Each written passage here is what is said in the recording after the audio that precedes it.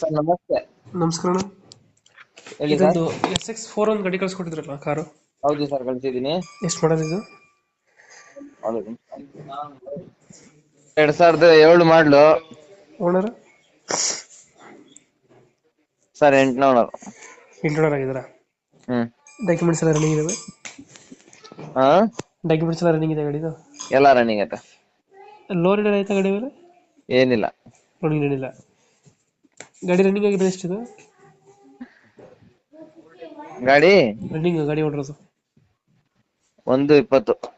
Engine condition ಚೆನ್ನಾಗಿದೆ ಗಾಡಿದು? ಹಾ, ಇಂಜಿನ್ ಚೆನ್ನಾಗತ್ತೆ.